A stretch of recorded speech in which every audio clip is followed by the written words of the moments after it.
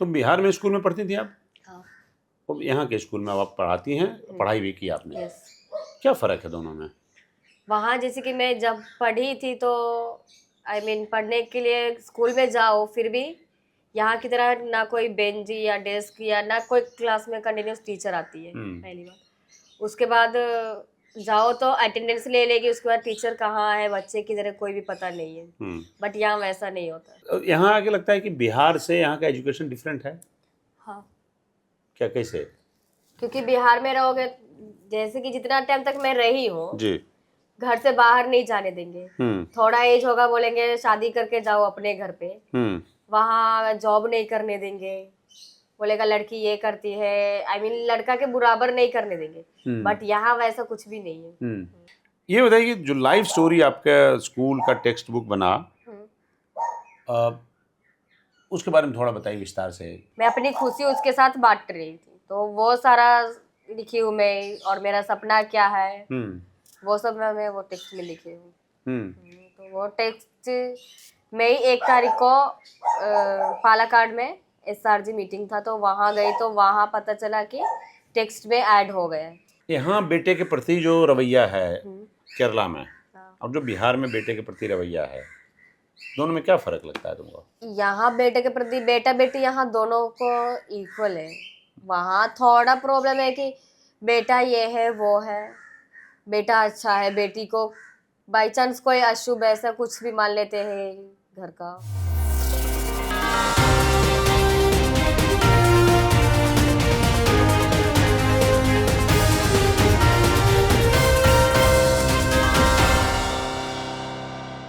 नमस्कार, मैं हूं पवन कुमार। डायलॉगस में आपका स्वागत है। अब हम इस वक्त केरल में हैं। अभी हम हैं दिल्ली से 2500 से ज़्यादा किलोमीटर दूर कोची में।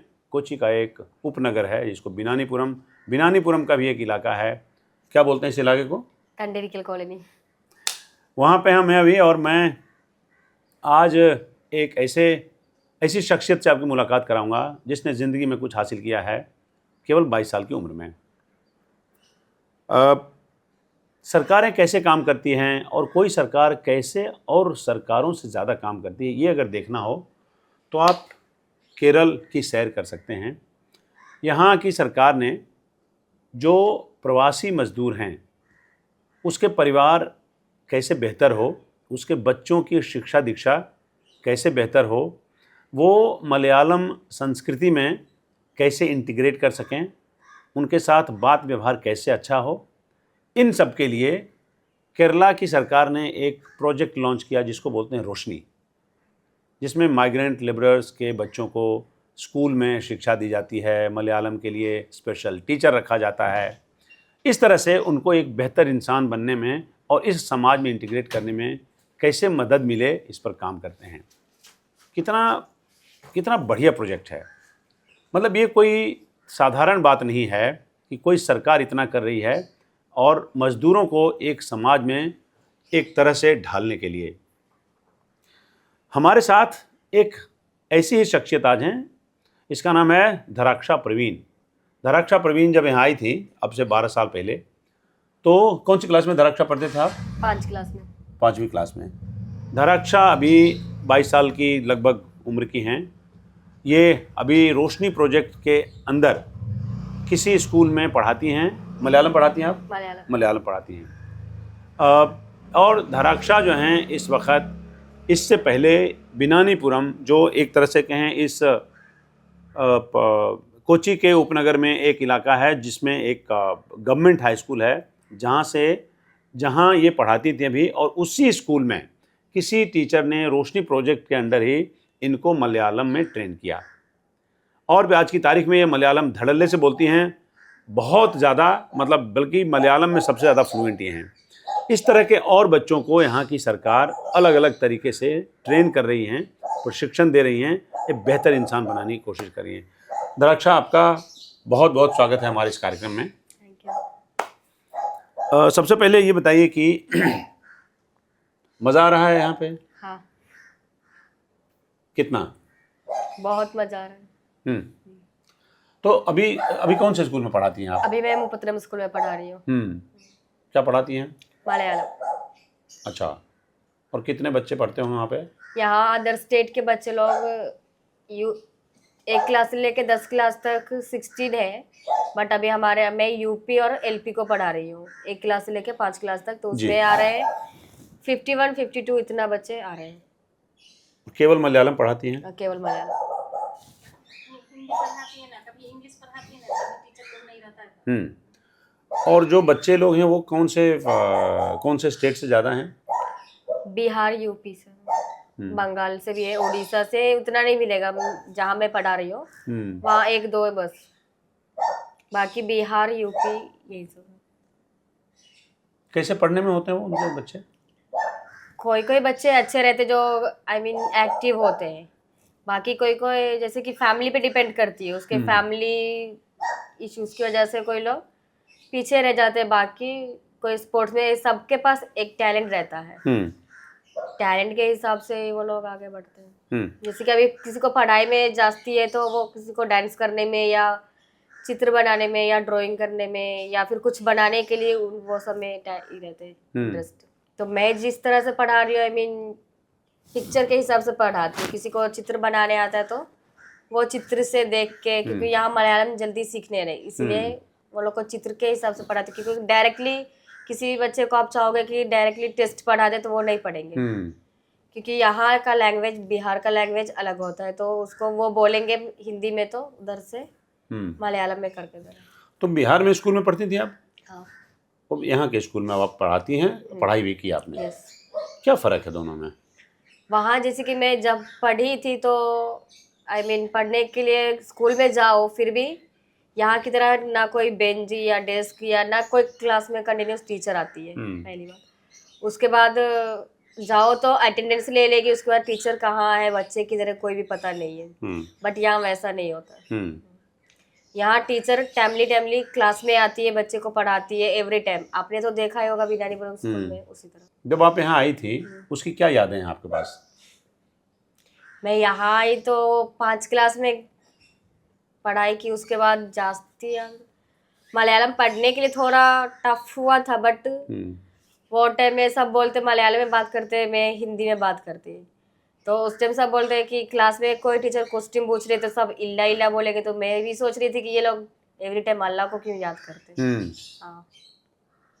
और अच्छा, और कैसा उस समय जब आप आई तो स्कूल में जाने से पहले ये सोसाइटी कैसी लगी आपको? एडजस्ट करेंगे नहीं करेंगे? पहले इधर आए तो डर लगता था कि दुकान ये अगरम बगरम जो भी है, मुझे लोग को पता नहीं था लैंग्वेज सीख पाएंगे या नहीं सीख पाएंगे, उन सब का डर था। बट अब ऐसा कुछ भी नहीं है। तो कैसे उस पे पार पाया, कैसे ओवरकम कैसे किया? मैं जब 6 क्लास के बाद 7 क्लास में गई, 7 क्लास में जाने के बाद मैं वो रोशनी जो टीचर है नबी जयश्री टीचर, वो टीचर स्कूल में तो वो उसका बेसिक साइंस और इंग्लिश था सब्जेक्ट, बट हम लोग को पढ़ाने में वो बहुत मेहनत की है। सभी टीचरें तुम्हारा नाम लेते हैं, वो तुमको नाम से जानती हैं। मैं गया मिलने तो वंदना एक टीचर थी, उसने फिर आपका नंबर दिया। अच्छा, ये बताइए कि जो अर्ली लाइफ और आपकी फैमिली वहाँ से यहाँ कैसे आए? पिताजी ने कुछ किस्सा सुनाया उस पर? पिताजी यहाँ क्या करते हैं सबसे पहले बताइए। पिताजी चप्पल कंपनी में काम करते हैं। अच्छा, तो क्या अर्ली लाइफ क्या है और वहाँ से कैसे आए, कुछ फैमिली ने किस्सा सुनाया है? वहाँ से आने के लिए रीज़न था कि गांव में पढ़ने के लिए आग्रह इंटरेस्ट था, बट वहाँ वैसा मुझे नहीं मिला। यहाँ आने के बाद मैं स्कूल में पढ़ी, क्योंकि पढ़ने का हौसला था मुझे, वहाँ नहीं मिला। यहाँ आई तो पूरा सक्सेस हुआ। यहाँ नहीं आती तो फिर नॉर्मली बच्चों की तरह मैं भी रहती। तो यहाँ जब शुरू में आए तो मलयालम सीखने की बात नहीं करते हैं, स्कूल में एडजस्ट करना,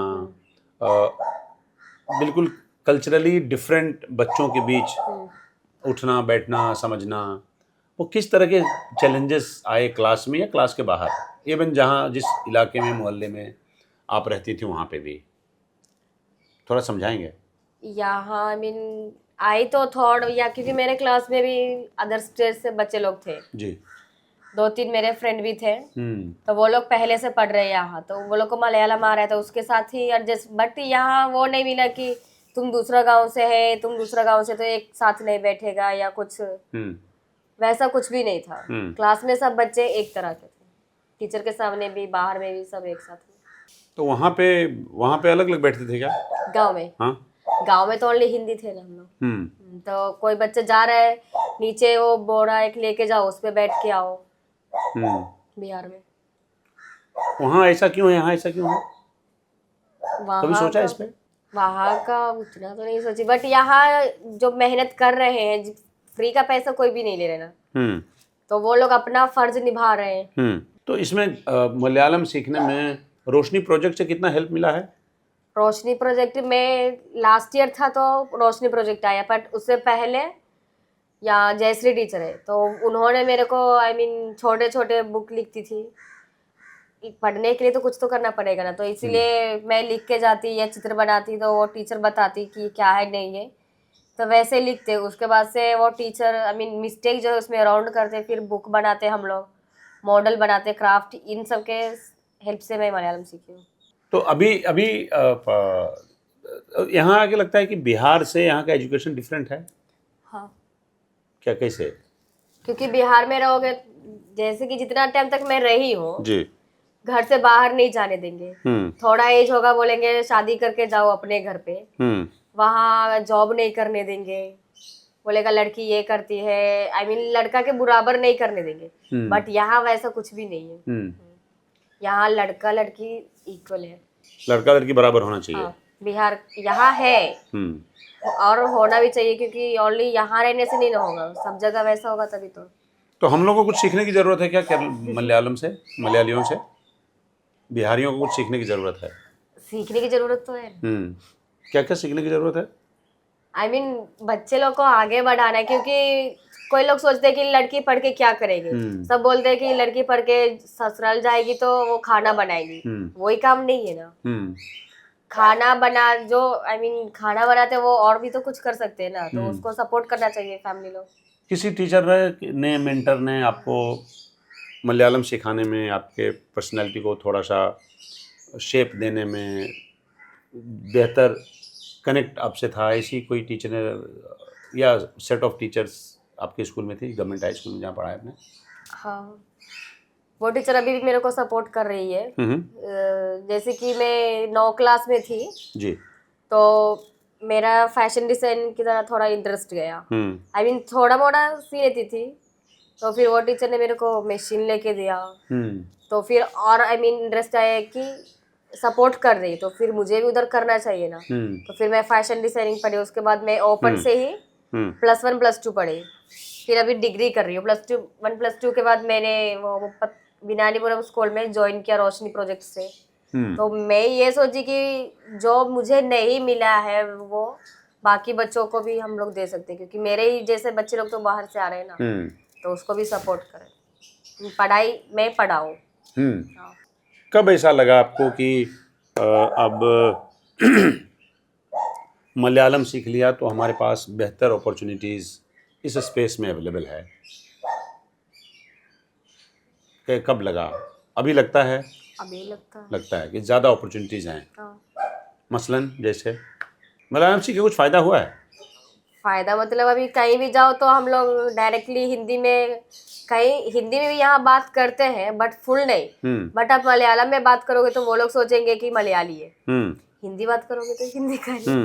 हाँ। अच्छा, उनकी हिंदी ऐसी है जैसी मेरी मलयालम है? ये नहीं, उनकी हिंदी हमसे बेहतर है। हाँ। उनकी हिंदी हमारे मलयालम से बेहतर है। हाँ।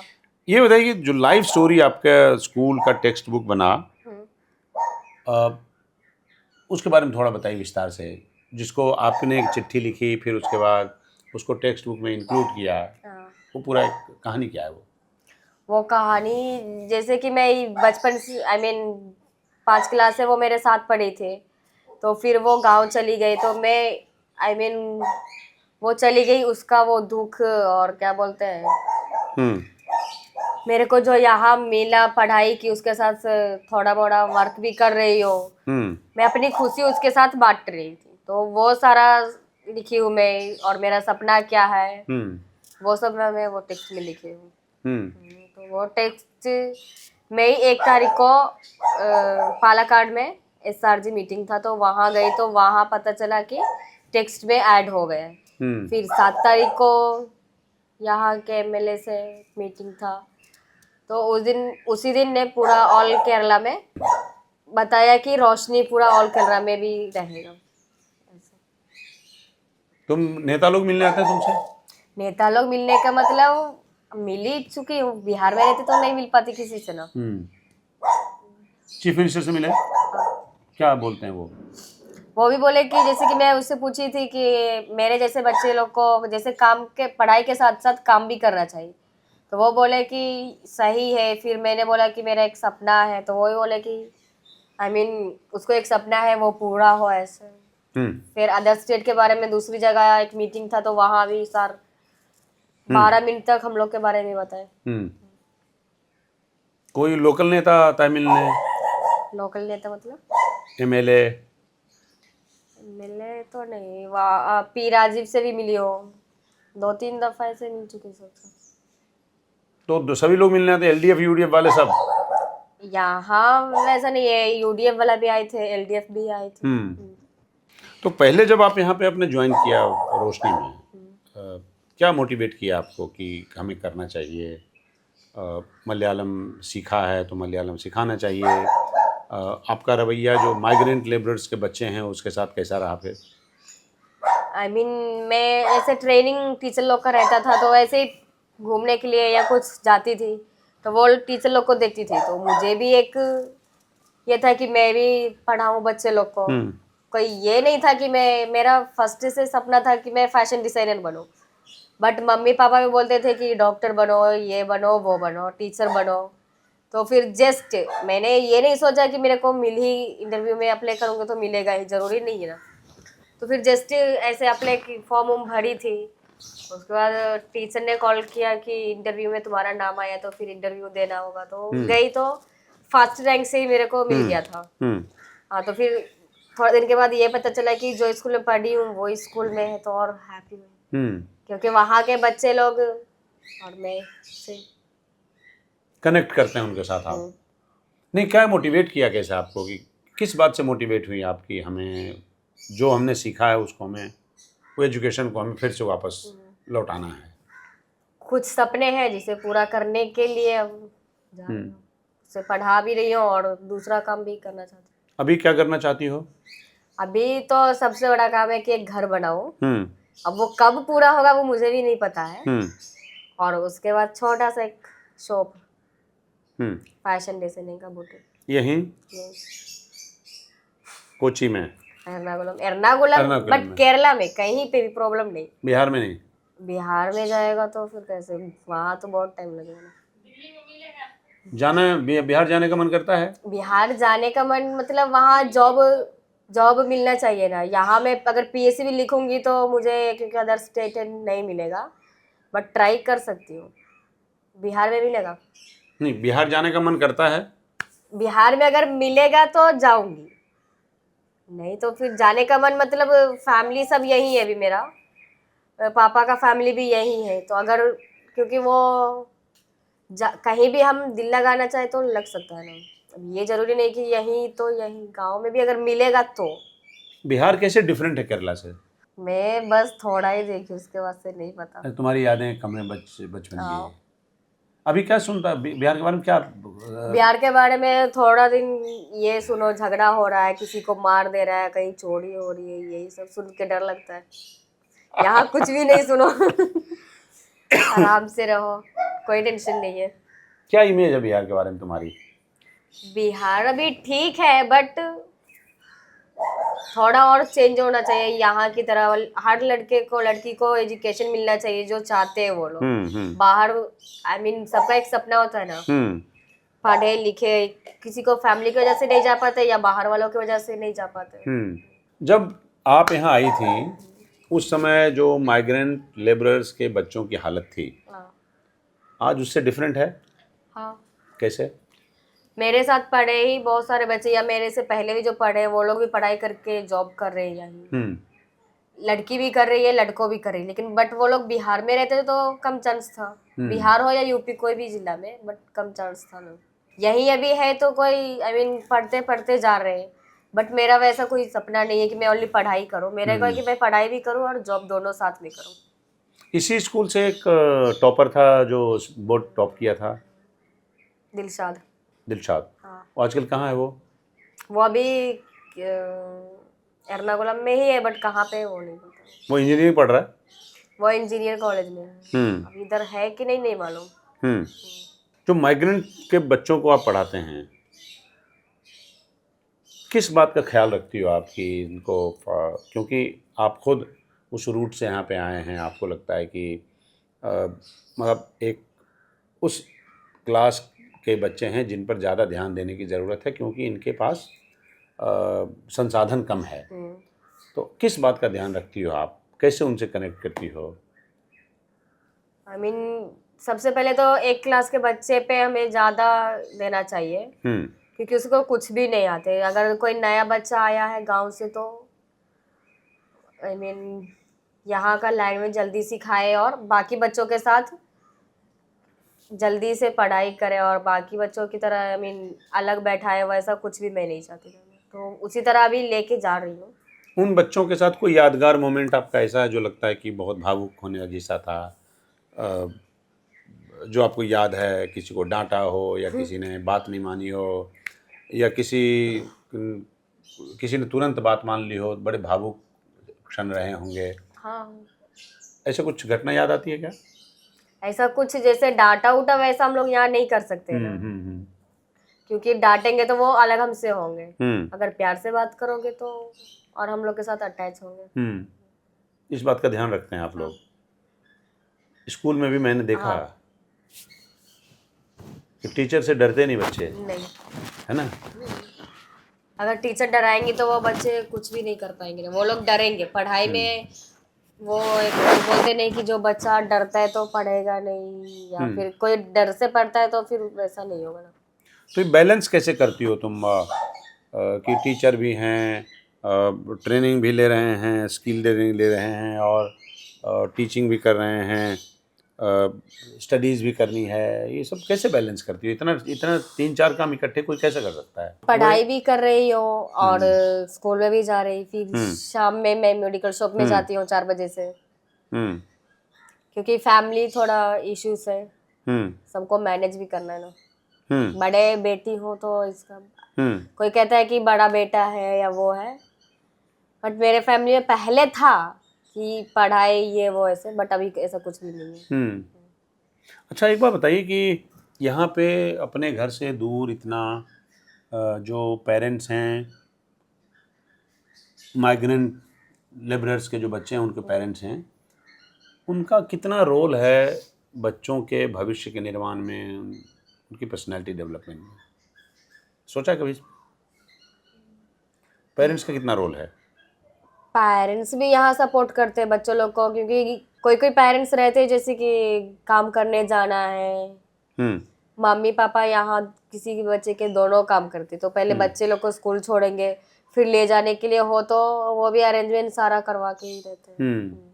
वो लोग बच्चे लोग को आगे बढ़ाना, किसी तरह भी बच्चे पढ़ के बड़े हुए। लेबरर के बच्चों के साथ जो बर्ताव व्यवहार बिहार में करते हैं, यहाँ उससे डिफरेंट है? यहाँ सभी बच्चों को आई मीन वो नहीं दिया, बाई चांस कोई स्कूल में हो सकता है, बट मैं भी जिस 2 स्कूल में पढ़ा रही हूँ वैसा कुछ भी नहीं है कि दूसरे बच्चे हैं उसको नहीं पढ़ाए या मलयाली के बच्चे के पढ़ाए, वो सब वैसा कुछ भी नहीं है। जो एजुकेशन पॉलिसीज़ हैं माइग्रेंट लेबरर्स के यहाँ पे, ये बाकी स्टेट में भी सरकारों को लागू करने चाहिए क्योंकि ये एक नमूना है सफलता का। क्या कहती हो आप? बाकी स्टेट में भी हो जाएगा तो और अच्छा रहेगा ना। हम जहाँ भी जाए ये रहेगा तो हम पढ़ा सकते हैं, कोई भी स्टेट में रह सकते हैं, ये जरूरी नहीं रहे कि यही रहे हम। अच्छा, आप देखते हो बच्चों की कोई अगर कोई अब किनारे बैठा हुआ हो, अभी बच्चे अनमना सा होता हुआ नहीं, तो कैसे कनेक्ट कैसे करते हो बच्चों से? उसके साथ आई मीन मेरे क्लास में एक लड़की है, एक क्लास में वो किसी से भी आई मीन 2 बच्चे हैं तो वो हिंदी वाले से ही रहती है एवरी टाइम।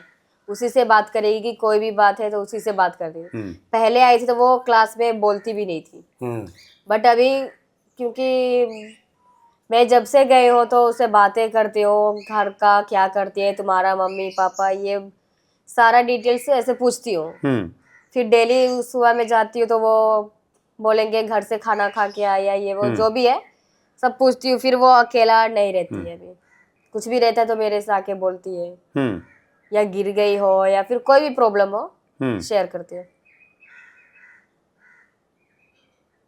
तो अभी जब अभी आपकी फैमिली को टाइम मिलता है हफ्ते में कि कहीं जाएं घूमने के लिए? नहीं मिलता। नहीं मिलता है। पहले भी उतना नहीं था, बट अभी मैं स्कूल जाती हूँ, स्कूल से 1 बजे आई, फिर थोड़ा टाइम घर पे रहती हूँ या स्टिच या ऐसे कुछ करने के लिए तो वो करती हूँ। फिर शाम में 4 बजे मेडिकल शॉप में जाती हूँ, 4 बजे से 9 बजे तक उधर रहती हूँ। घर में नौकरी आओ। नौकरी हम्म, अच्छा, पार्ट टाइम। हाँ पार्ट टाइम जॉब। हम्म तो फिर वहां से आती हो, खाना खाया, सोयो। हम्म फिर संडे में भी फुल डे हमें वहां रहना पड़ता है मेडिकल शॉप में। हम्म सैटरडे एक छुट्टी रहता है तो बस कहीं ऐसे कोई काम है तो वो करो, नहीं तो बस घर पे। हम्म बस अब एक छुट्टी का इंतजार रहता है कि कब संडे आएगा, कब सैटरडे आएगा। हम्म। ये सोसाइटी कैसे डिफरेंट है वहाँ से? यहाँ है कि जिस टाइम भी चाहो आप जहाँ भी जा सकते हो, नो प्रॉब्लम, सेफ है, ना कोई कुछ बोलेगा, कुछ भी नहीं। हम जहाँ जाना चाहते हैं वही। बिहार में है कि ये नहीं कर सकती है, वो है, ये है, ऐसा वैसा बहुत सारा प्रॉब्लम आता है, फेस करना पड़ता है। कभी मिस करती हो बिहार को? उतना नहीं, नहीं। बट किसी का शादी या ऐसा कुछ होता है तो सोचती हूँ कि जाना चाहिए। बाकी ऐसे नहीं मिस करती कि वहाँ रहना है, ये वो। यहाँ के दोस्त हैं आपके जो मलयाली हैं? हाँ, ढेर सारा है। यहाँ मेरे को उतना फ्रेंड्स नहीं है, जैसे कि जास्ती मेरे को टीचर से कनेक्ट है। हम्म क्योंकि मैं 10 क्लास तक ही मैं पढ़ी हूँ तो वहाँ के फ्रेंड्स हैं। बाकी मैं फैशन डिजाइनिंग में पढ़ी थी तो वहाँ जो है तो मेरे से बड़ी चेची लोग ये सब थी, उसके साथ पढ़ी हो। फिर +2 भी मैं घर रख पे बैठ के ही पढ़ी, ओनली एग्जाम लिखी हो। फिर अभी डिग्री भी कर रही हूँ, वो घर पे बैठ के ओनली एग्जाम लिखूंगी। तुमको ये लगता है कभी कि बिहार में होते तो ये मौका हाथ में नहीं आता, ये अपॉर्चुनिटीज़ नहीं आती, तुम्हारा जो इंडिपेंडेंट पर्सनालिटी डेवलपमेंट है वो नहीं होता, दबाव में रहते, सोसाइटी डिफरेंट है, ऐसा लगता है वो? हाँ, क्योंकि बिहार में रहती तो नॉर्मली यहाँ मैं अभी जो भी कर रही हो या पढ़ाई कर रही हो या पढ़ाने जा रही हो, जॉब भी कर रही हो, वहाँ नहीं होता मेरे साथ। बाकी लोगों की तरह भी मेरा भी वही हाल था, घर पे रहो, घर का काम करो, ये करो वो करो, बस। हाल फिलहाल में क्या सुना है बिहार के बारे में, कुछ अच्छा? अबे वैसे तो कुछ भी नहीं सुना, उतना नहीं देखती हूँ कुछ। नहीं देखती हो? तुमको पता है अभी केरल में चुनाव होने वाला है? हुआ है ना अभी। वो तो लोकल बॉडी से हाँ, चुनाव लोकल हुआ का। है। विधानसभा के चुनाव भी होने हैं। हाँ, पढ़ती हो उसके बारे में? बस न्यूज़ में जस्ट देखती हूँ। यहाँ की सरकार बाकी और सरकारों से अलग है क्या? अलग मतलब है थोड़ा, क्योंकि यहाँ के सरकार अभी सब के बारे में सोचते हैं, ये नहीं है कि यहीं के बारे में, बच्चों लोग के बारे में भी, सारा चीज के बारे में सोच के ही आगे वो बढ़ते हैं। तो फिलहाल अभी तुमने तय किया है कि तुमको अभी फैशन डिजाइनिंग करके फैशन डिजाइनिंग कंप्लीट है, वो बट हाँ उसको भी आगे करना है, उसको करियर में लाएंगे। डॉक्टर बनने का सपना छोड़ दिया? डॉक्टर का मतलब मेरे को उतना भी कोई सपना नहीं है, बट मैं सोचती हूँ कि नॉर्मली बाकी लोग की तरह ये नहीं है कि वो जो बना है मैं भी वही बनूं। बस एक सपना है कि अपना खुद का घर बनाऊं। क्योंकि बिहार में हो या कहीं भी हो, लोग कहते हैं कि लड़का बनाया है, लड़का बनाया, बट मैं वो थोड़ा चेंज करना चाहती हूँ। लड़की बना के, लड़की मतलब बेटी बनाएगा तो वो अलग बात है। गांव में बोलेगा वो किसका है तो वो उसका बेटा बनाया, या फिर यहाँ भी हो तो बोलेगा कि उसका बेटा का है, बट मैं ये चाहती हूँ कि ये मेरे नाम से हो कि उसका बेटी बनाया। यहाँ बेटे के प्रति जो रवैया है केरला में, अब जो बिहार में बेटे के प्रति रवैया है, दोनों में क्या फ़र्क लगता है तुमको? यहाँ बेटे के प्रति बेटा बेटी यहाँ दोनों को इक्वल है। वहाँ थोड़ा प्रॉब्लम है कि बेटा ये है वो है, बेटा अच्छा है, बेटी को बाई चांस कोई अशुभ ऐसा कुछ भी मान लेते हैं घर का। ऐसा क्यों होता होगा? अब वो तो नहीं बता सकती। कम पढ़े लिखे लोग हैं इसलिए हाँ। शायद होता है। वो लोग किसी का वैल्यू नहीं समझ पाते हैं। बिहार का समाज ऐसा कैसे बनेगा? बिहार में भी जहाँ से आप आई हैं, हाँ। वो सोसाइटी इस सोसाइटी के बराबर कब आएगा, कैसे आएगा, क्या करना चाहिए? वहाँ के मंत्री को या एमएलए को वो कुछ करना पड़ेगा ना। बाकी लोगों की तरह जैसे कि फ्रीडम जो यहाँ मिलता है बाकी लोगों को, इक्वालिटी वहाँ भी मिले तो हो जाएगा। अब ये नहीं कि यहाँ हो रहा है तो वहाँ नहीं, बट ट्राई करना चाहिए। अब अन्य परिस्थितियां सामान्य रही तो तुमको बिहार आने का मन नहीं करता है? तुमको लगता है यही नौकरी मिले, यही घर हाँ। बनाया जाए?